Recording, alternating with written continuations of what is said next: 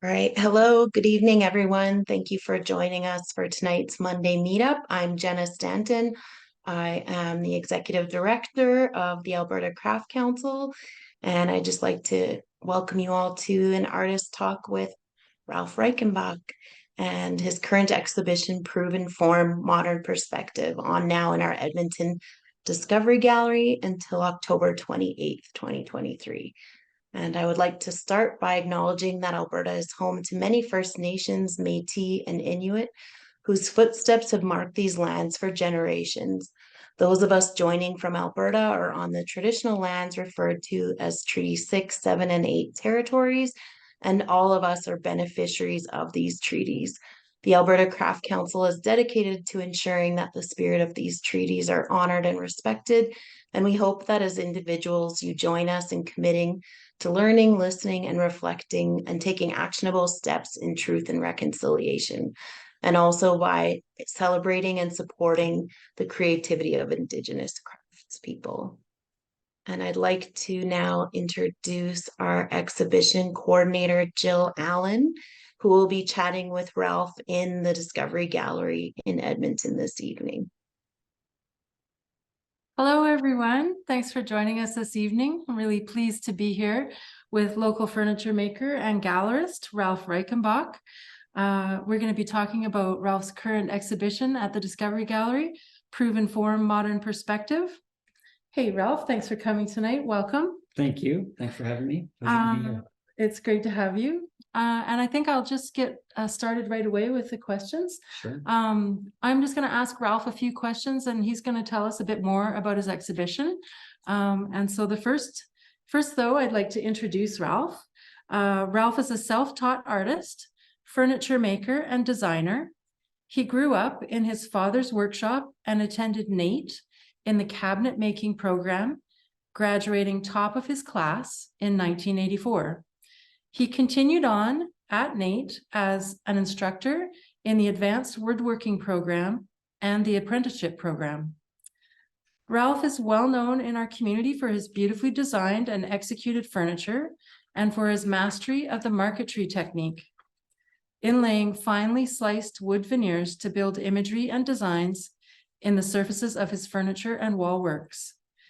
In 2020, Ralph launched a new local gallery called Bay One, featuring his work as well as a number of other local fine artists and artisans.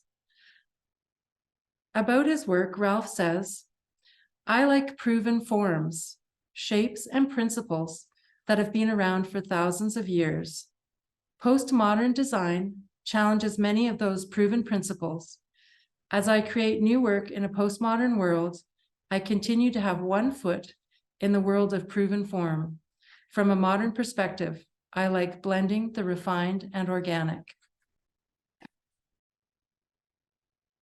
Ralph's exhibition, Proven Form Modern Perspective, is currently on show in the Discovery Gallery in Edmonton, remaining until October 28th. The exhibition includes works of furniture, wall works with marquetry, a guitar, and turned vessels. And as you can see, we're joining you tonight from within the gallery amongst Ralph's beautiful creations. You can see an example behind us on the wall of one of Ralph's wall pieces, and we're sitting in his beautiful chairs. And so Ralph, I guess my first question for you is, how did you get started as a woodworker? And can you tell us a little bit about what inspired you to work with wood and some of your first projects? Sure. Yeah, that's a good question. And when I think back, myself and my two older sisters, we kind of helped out in my dad's woodworking shop at a very young age. You know, I'm very good at sweeping floors. I did that for a lot of years, and helping out with things here and there. And one of the things that I was reflecting on today was, while I don't remember my dad actually having that teacher-student kind of scenario, the one thing that he did teach me was the example of excellence in his work. And so having seen that at a young age, it was instilled within me to know what quality craftsmanship looked like. And yeah, So, Mhm. yeah. Did you kind of find yourself mimicking his movements, the way that he used the tools and worked with the wood? Possibly. Yeah. I don't know if I've ever thought about that, but it stands to reason that might be the case. Yeah, for sure.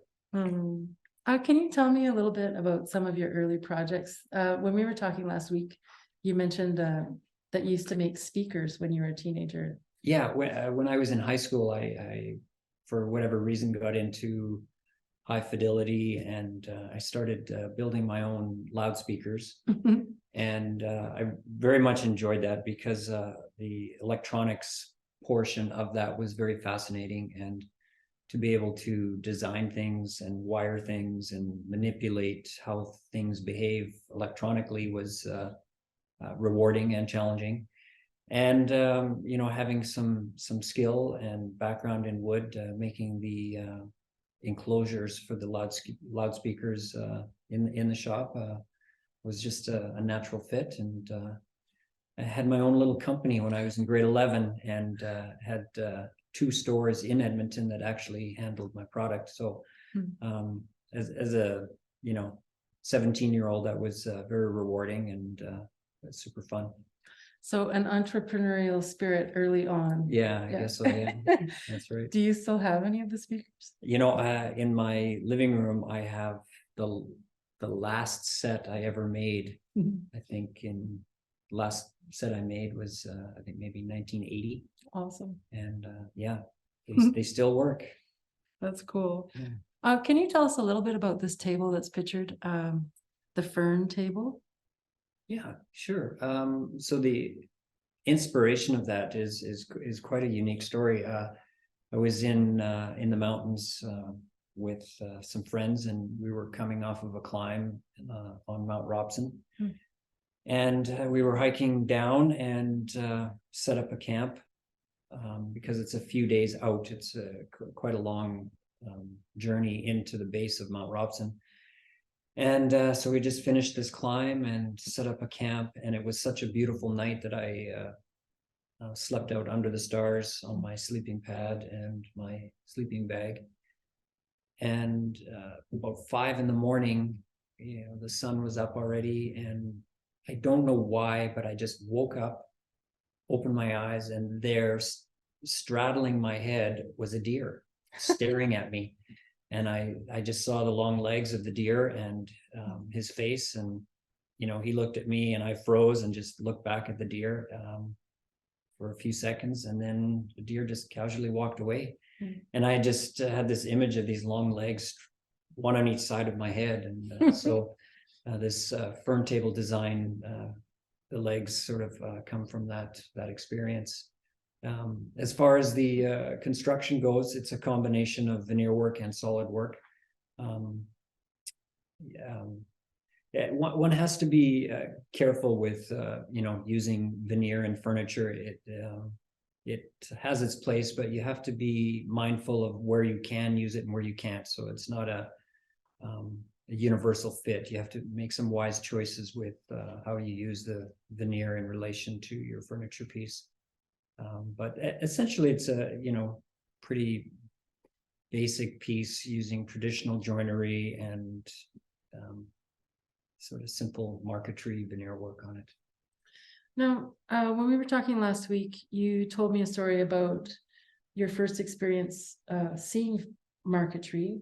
You were doing a delivery with your dad. Can you talk a little bit about? Sure. I think I was maybe 12 or 13 years old. And I was, I think it was summer holidays for the rest of my peers at school, but I had to work through the summer. And so we were on a delivery, dropping some woods off at a shop. And lo and behold, this guy did marquetry. And I was just fascinated by his shop. He had examples and works on the go, some finished product, and all these unique things that he did out of veneer. And I was just enthralled by that. And I think probably that night I got some veneer and some tools and started cutting and trying to fit pieces together, and made a few pieces that were not that good, but it got me on the road to a fun passion. Cool. Can you tell us a little bit about the process of marquetry? I don't think it's something that a lot of people know about. And I'm just going to plug our workshop with Ralph on October 28th, which you can find more information about on our website. But for now, Ralph, would you mind just telling us a little bit about how you go about making these amazing marquetry patterns and designs? Sure. Yeah, that's a good question. And so marquetry and the term marquetry and inlay are sometimes used interchangeably, but technically there are two different processes. Inlay is taking a solid piece of wood, excavating some ground or some background out of it, and then shaping another piece of solid wood and putting it into that excavated area. So that is inlay, whereas marquetry is using veneers, and veneers are thinly sliced woods. There are modern veneers are around 0.6 millimeters thick and available in all kinds of domestic and exotic species, which give you a quite a large palette of color, tone, and texture. And so marquetry, sort of in a simplistic definition, would be like a jigsaw puzzle, but you make the pieces and you try to make them with as little tolerance as you can so that they fit together nicely. And yeah, so and then there's slight variations that you can implement to execute more complex marquetry patterns, but in its basic form, it's cutting a window into a piece of veneer, cutting another piece to fit into that window, and putting it in. So that's sort of the basic essence of it. And then it's glued down onto a surface and Yes, pressed or something. exactly. I forgot to mention that. So then you have this all put together, and then you laminate it onto a substrate or a thicker piece of wood, and sand it and finish it, and you get this solid, thick looking piece. Very effective. Can you talk a little bit about your approach to making? Like, where do your ideas come from?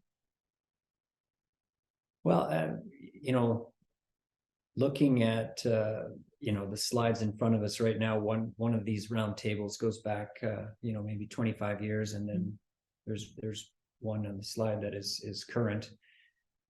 So both of those tables come from designing them in my head and on paper as a piece, and then selecting the wood that I will make that out of, that I think will look good for that design. So that is sort of a design approach, and then selecting the wood to fit your design. Often there are pieces of wood that you see that are so unique in their raw form that they essentially call out to you and tell you what you will make out of them. There is a bench in the current exhibition here that I used some veneer on that was so unique, and I saw this veneer and I was looking at it and I go, man, that just is spectacular, and what would that look like if I bent it around a corner? And so that was the beginning of the bench that's here in the show. So essentially the wood kind of gave me direction on how it would be used. Okay, so sometimes the idea is in your head, the design's there, and you work with the materials to make that design. And then other times you find a really beautiful piece of material, and that gives you an inspiration for a work to use that material. Yeah, exactly.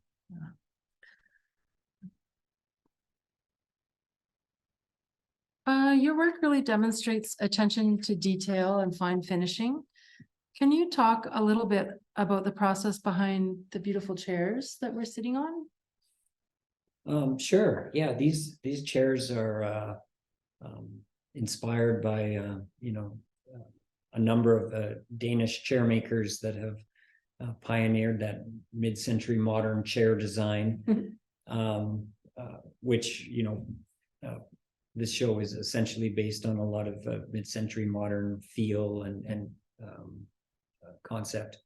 But as far as you know, the construction, you have to build a chair fairly solid because there's a lot of leverages and weights that are being applied. So the way the woods are joined together has to be sound and solid, and there's not a lot of shortcuts to make it easy. You still have to do mortise and tenon or you know, strong dowel construction where mortise and tenon is not suitable.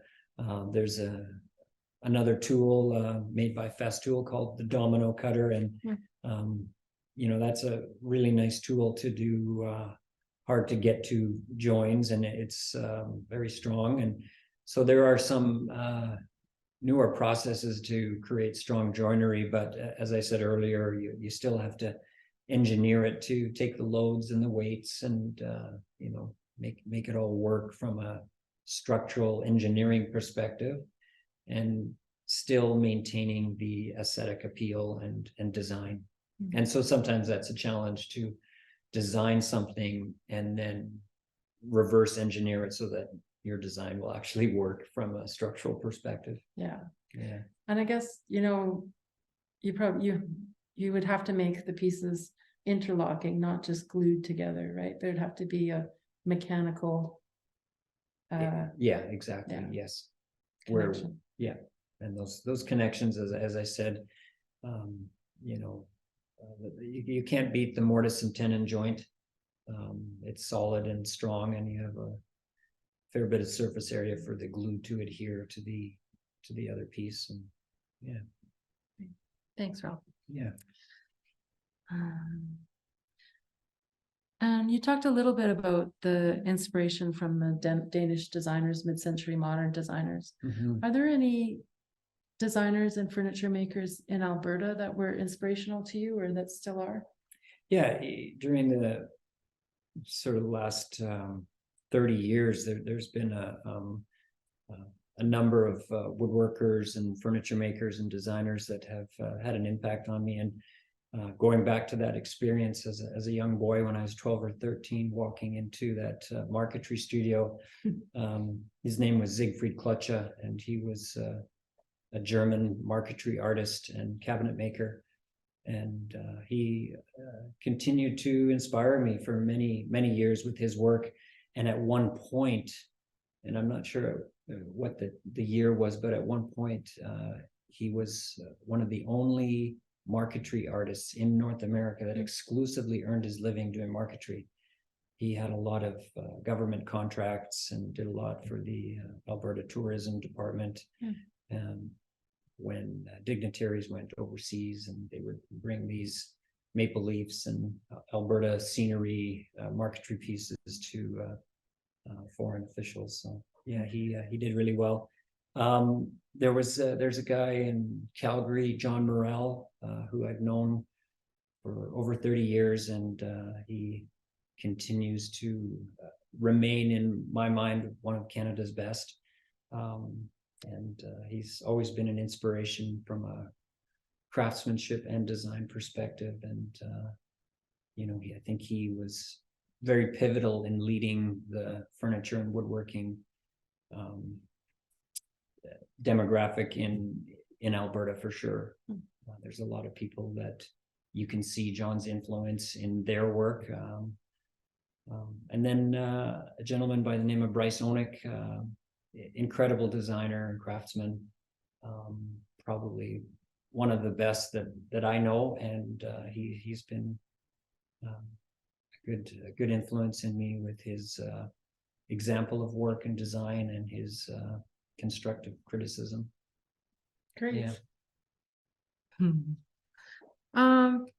Tell us a little bit about the turned forms. There's some vessel forms in the exhibition. How are those made? And can you talk a little bit about the inspiration for those forms? Sure. You know, I still like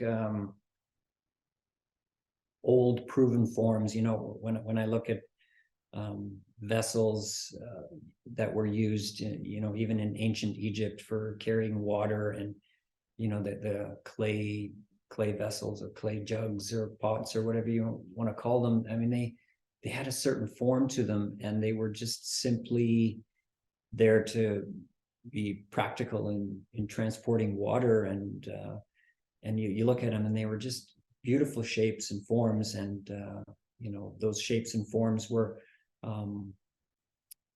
also there because of an engineering perspective. When you fill them with X amount of pounds of liquid, they have to distribute that weight and pressure accordingly without fracturing. And so a lot of those shapes were engineered, but yet beautiful. And so a lot of the shapes that I like, go back to 500, 1,000, 2,000, 5,000 years, some of these shapes.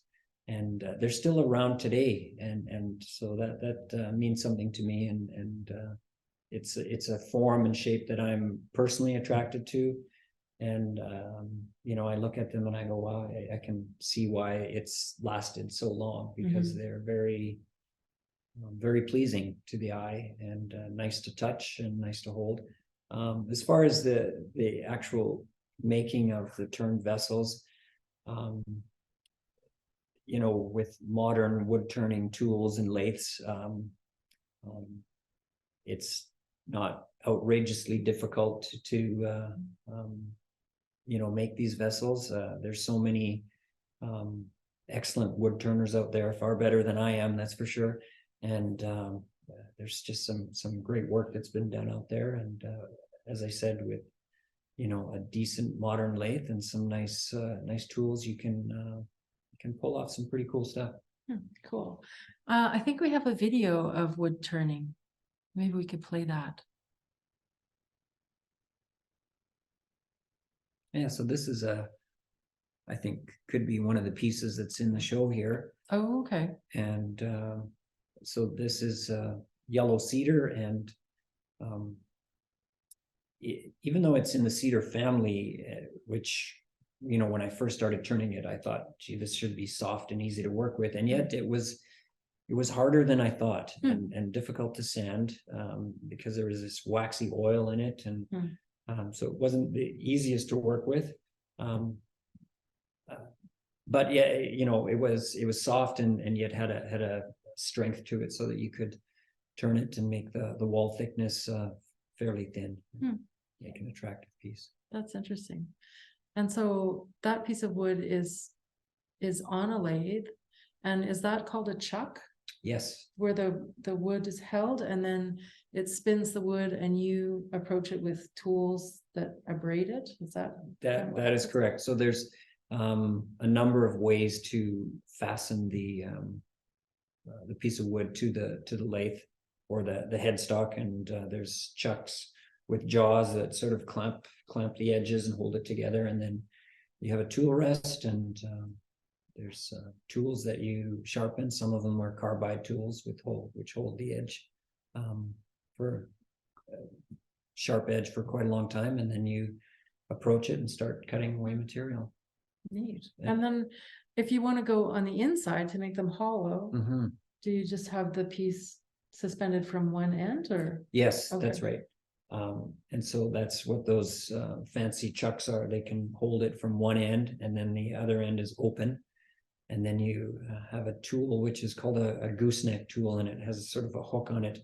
And then you can sort of push it into the opening and get around the corner and start taking material away from the inside, and it enables you to cut it pretty thin. But you have to be careful. Yeah. Yeah, because you can catch edges and things can explode, and everybody who's done wood turning has gone down that road of exploding projects. Everybody's got a story about that one. That's right. Well, it must be especially tricky when you can't really see what's happening, like when you're inside trying to carve out a hollow vessel. Yeah, it's a lot of it's by feel. Yeah. And it is amazing how, without being able to see, that you can do things sort of with feeling and intuitively, in a sense, that you don't go too deep or too thin. I mean, it does happen, but I find that sometimes I surprise myself as I'm doing it and I'm looking at the outside that's already shaped, and without calculating, I can mimic what the outside shape looks like while I'm cutting on the inside without seeing. So that's been kind of an interesting observation. That's what you call using the force. The force, yes. Yeah. Awesome. Thanks for telling us about that. Yeah. I want to talk a little bit about the musical instruments in the show.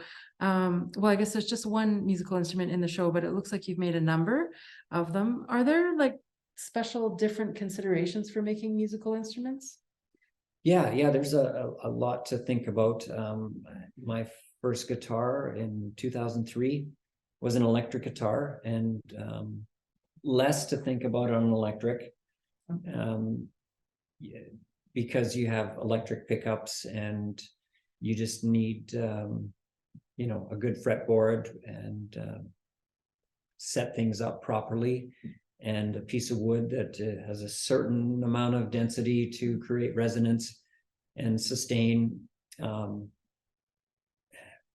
mean, it turned out well, and I thought at that time, wow, this is a great guitar. First one, I did great. And then I got into making acoustics, and then it was like, oh, okay, well, electric's pretty easy, but acoustic guitars are a whole new world. And,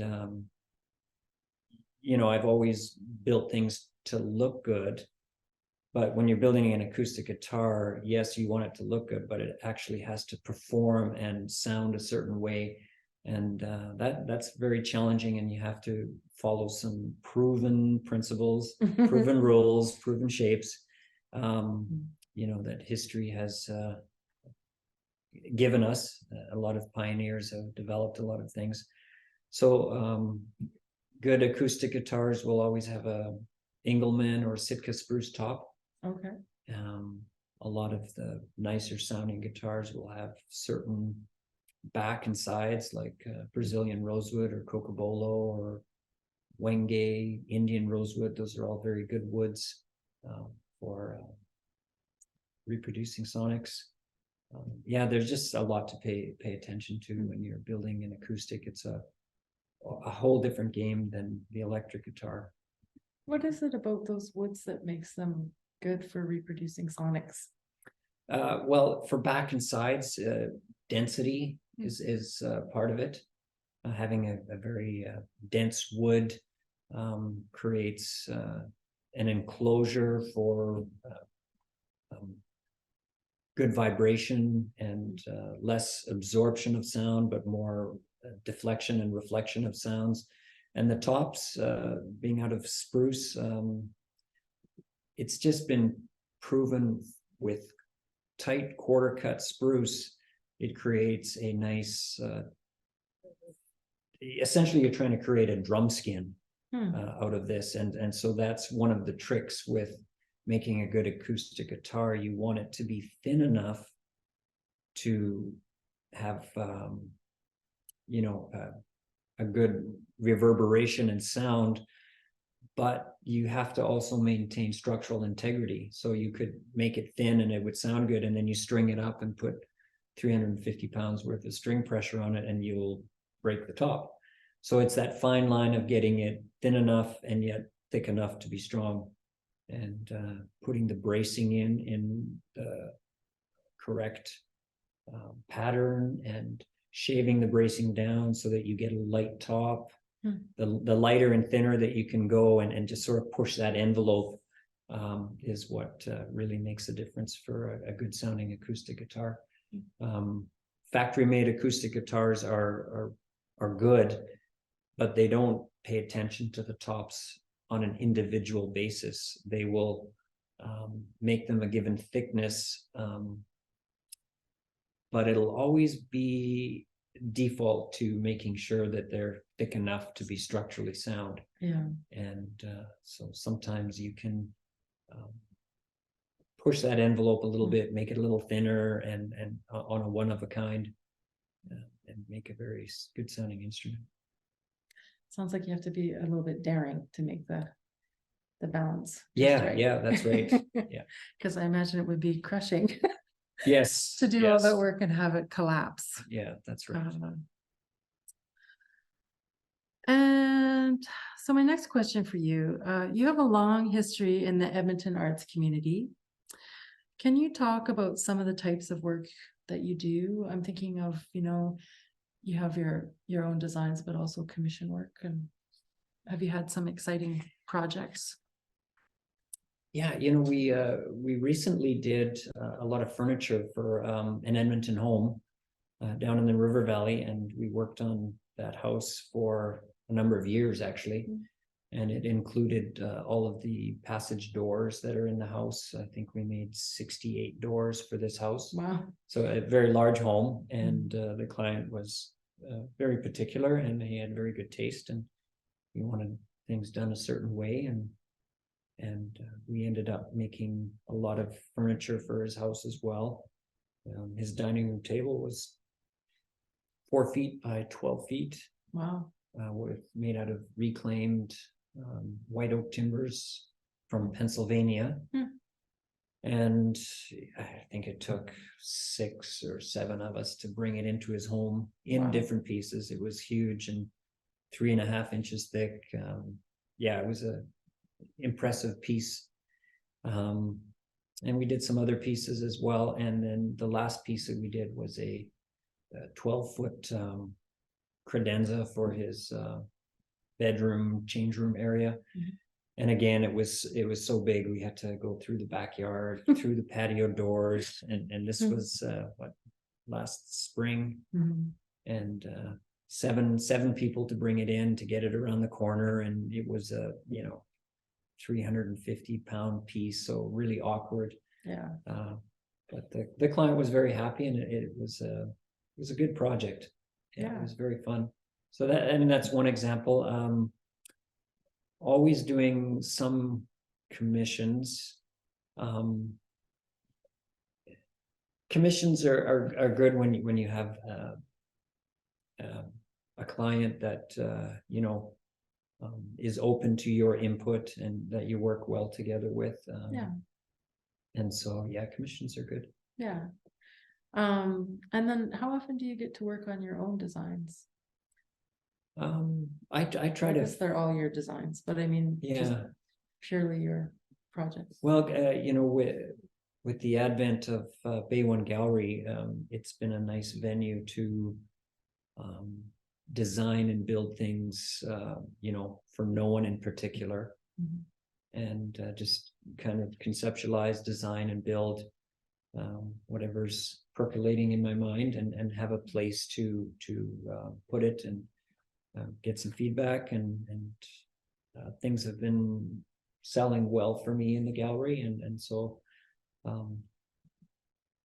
that's always rewarding to sell a piece that you've designed and made, and yet at the same time it's also feedback. Yeah. So sometimes things come to my mind and I make it, and then I wonder, well, gee, does this even look good? Do people like it? And you don't know. But when you sell something and you get clients coming in and giving you positive feedback, so it's always nice. Yeah. So in terms of how much time, it depends on the week. Yeah. But I try to make it a priority to have 2 or 3 projects on the go at any given point that are my own work, and when they get done depends on what other things I have going on at that point. Yeah. When did you open Bay One Gallery? Close to 3 years ago now. It was an idea that I had, that I carried around for many years actually. Many of you will remember the 2 Gallery on 124th Street. A friend of mine owned that, Alex, and when they closed, it was a big void in the city. I had some of my work there, and I knew a lot of other furniture makers that had their work there, and then when they closed, it was it was everyone missed it. It was such a great place, and he did a fabulous job with it. And so I thought, it'd be great if Edmonton had another gallery, and so I thought about that for years, and then yeah, Trish and I just talked about it and said, hey, let's just do it.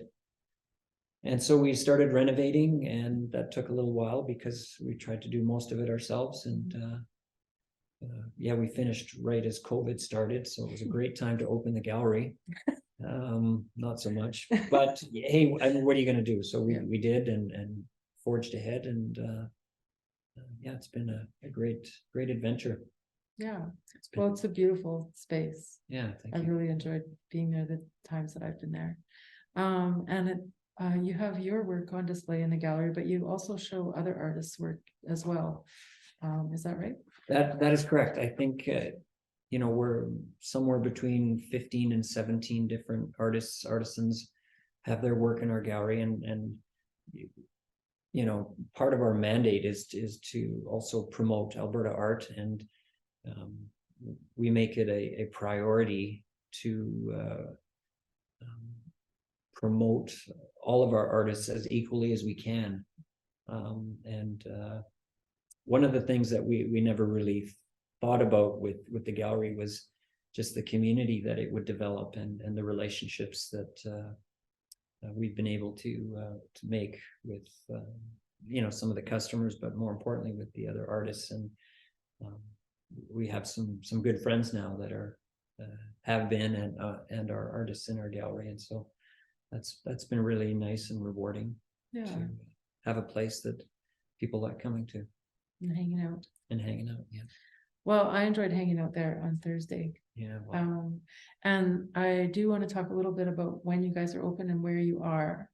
So maybe give us a location first. Sure. Our gallery is south side, just off Argyle Road, 9540 62 Avenue. It's kind of in a light industrial area, but fairly easy to find. And our hours are Tuesday and Wednesday, 11 till 4, Thursday, 12 to 7, and Friday, 9 to 12. And then we're open on weekends by appointment. And so we've had a number of people call and say, hey, I'm in from town. Can you come in on a Saturday? And that's not a problem. We're more than happy to accommodate people's schedules. Great. Yeah. Well, Ralph, thanks so much for talking with me this evening about your work and your career and your beautiful gallery. And I hope that you enjoy having your work in the Alberta Craft Council. We've really enjoyed having it here. Thank you so much. It's been a pleasure to be involved with this show here in your gallery, and everyone here has been so wonderful to work with, and accommodating, and knowledgeable and helpful, and all those kind of great things. It's been super fun working with you all. Enjoyed it very much.